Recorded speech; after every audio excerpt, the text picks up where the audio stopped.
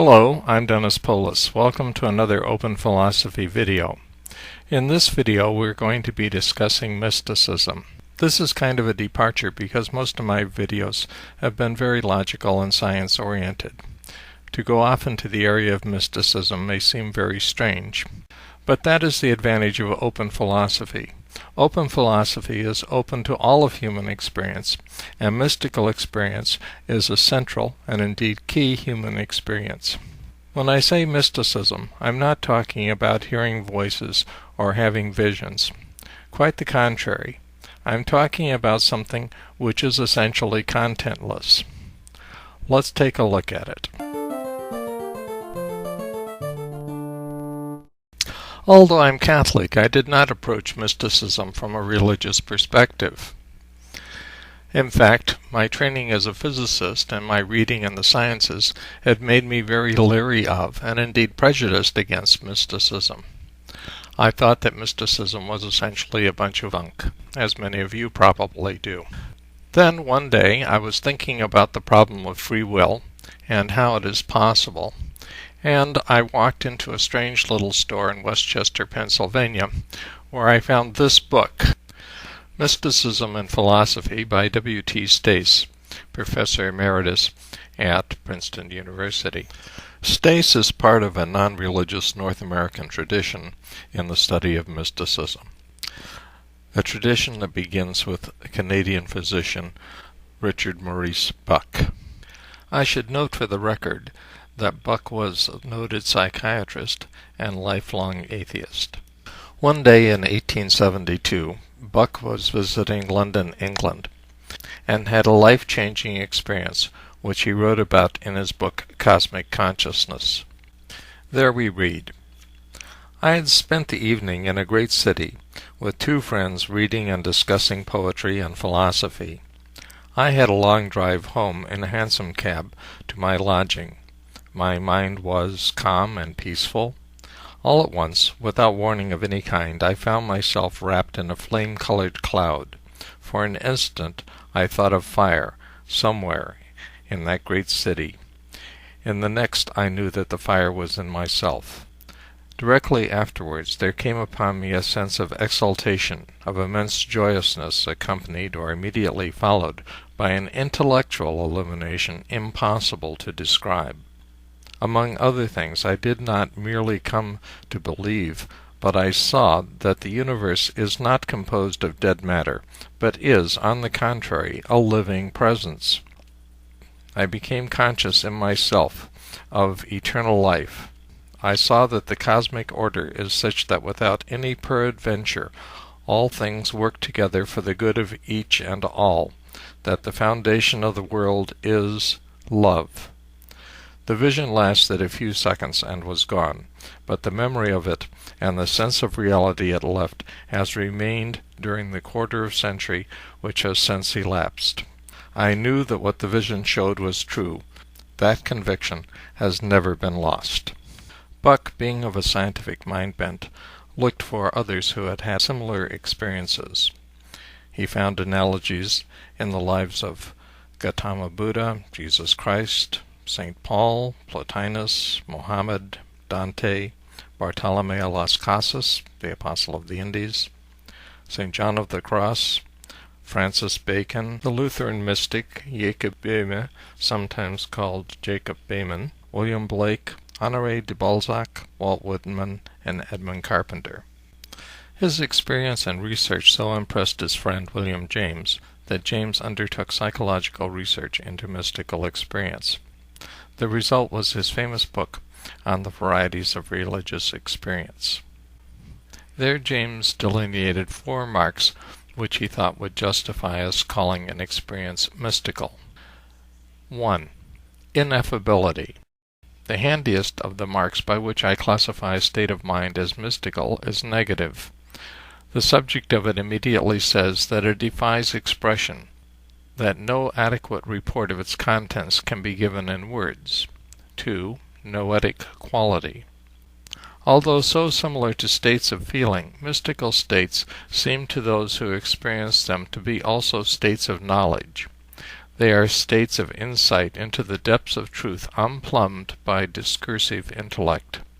They are illuminations, revelations, full of significance and importance, all inarticulate though they remain, and as a rule they carry with them a curious sense of authority for after time. 3. Transiency. Mystical states cannot be sustained for long. 4. Passivity. Although the oncoming of mystical states may be facilitated by preliminary voluntary operations, as by fixing the attention or going through certain bodily performances, or in other ways which the manuals of mysticism prescribe, yet when the characteristic sort of consciousness once has set in, the mystic feels as if his own will were in abeyance, and indeed sometimes as if he were grasped and held by a superior power.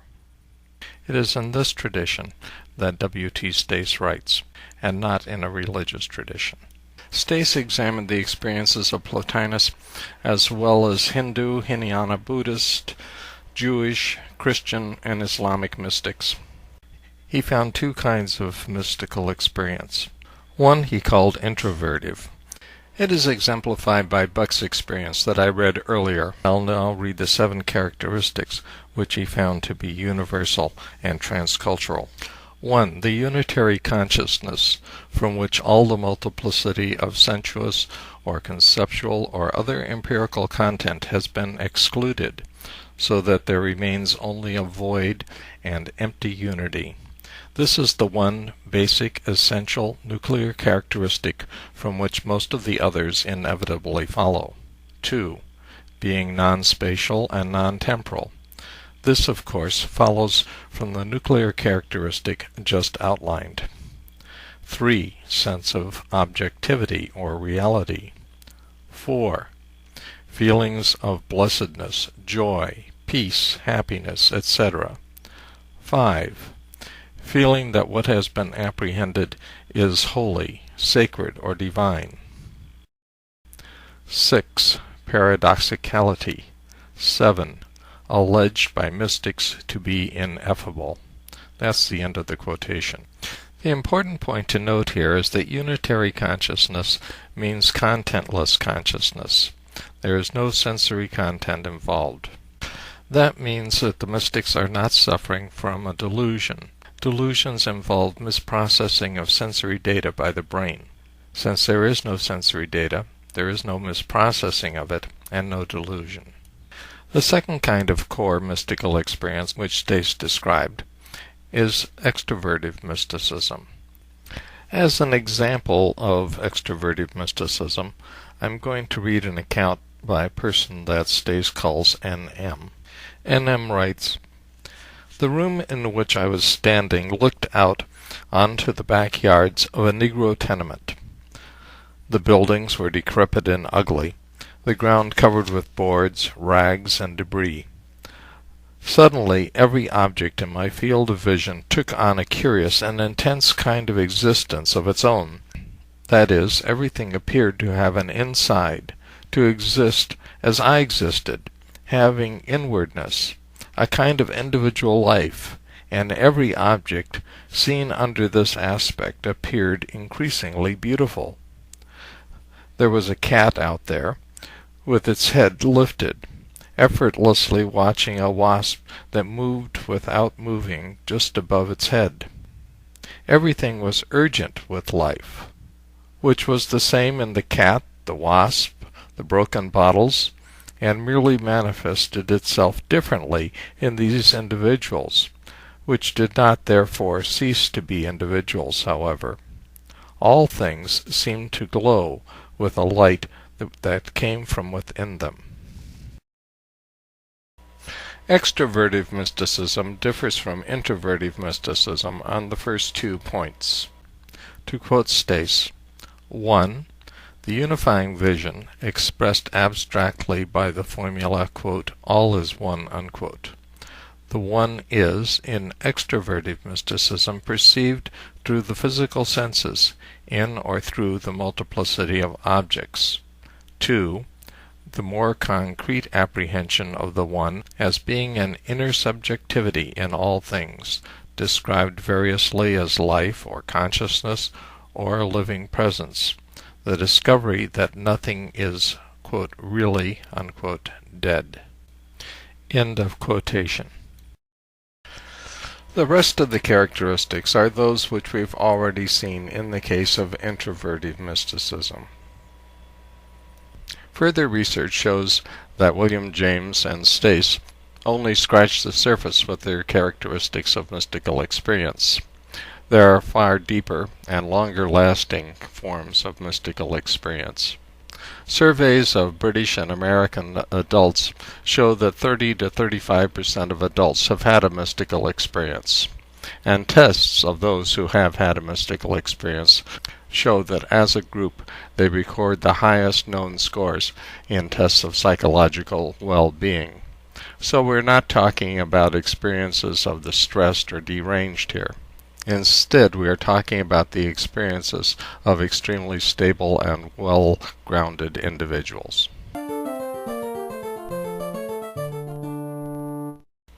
There are shelves of books written on mystical experience, and so it would be foolish to think that I could even summarize mystical experience in a single short video. However, I'd like to make some comments. The first is about how seriously we should take the claims of objectivity. A good part of what we know comes to us from other people. It's the experiences of other people over the history of mankind that lead to our culture, our science, and our philosophy. So we cannot just dismiss mystical experiences because we ourselves have not had one. Instead, we need to take the testimony seriously and apply to it the same criteria that we apply to any other testimony. Are the observers reliable? Yes, they score very well on tests of psychological well-being. Are the experiences repeatable? Again, yes, they are. Do the people who have these experiences believe that they are experiencing reality in the same way that they believe that they're experiencing reality when they see sensible objects? And again, yes, they do. And in some cases, they say that what they experience is far more real than sensible reality. So there is every reason to assume that mystical experiences are experiences of reality and have true cognitive value. So, what are they experiences of? Well, if we take the word of mystics, they're experiences of God. They are experiences of something holy, divine, formless, indescribable, and paradoxical. For example, St. John of the Cross says that his experience of God is the experience of todo y nada, of all and of nothing. Language like that is what is meant by the paradoxicality of mystics in explaining their experiences. They say things which seem to be contradictory. But if we look at todo y nada, we see that the experience could be an experience which permeates all reality, while at the same time being no particular thing, nada. This is just what we would expect from an experience of God. We saw in video 15 that God is active everywhere in maintaining the laws of nature, and through them all of reality. So God is omnipresent, and theoretically at least, we would expect to be able to experience, to be aware of, the intelligibility which is God. And indeed, mystical experience confirms this expectation. Of course, it doesn't prove that it is God any more than someone seeing that they saw an orange proves that there was an orange. Yet it meets all the standard criteria of good evidence. So we can reasonably interpret mystical experiences as experiences of God, either within ourselves or in the world of external nature. In our series on knowledge, we've learned that knowledge is awareness of present intelligibility. God is omnipresent and intelligible, so he is available for knowledge. Yet, most of the time, most of us are unaware of God. Why is this? Well, something similar can be seen in foreground-background image shifts. The same image can appear to be a vase or two facing faces. How we perceive it depends on where we focus our attention. Most of the time we focus our attention on the sensible, and we focus our attention on ourselves.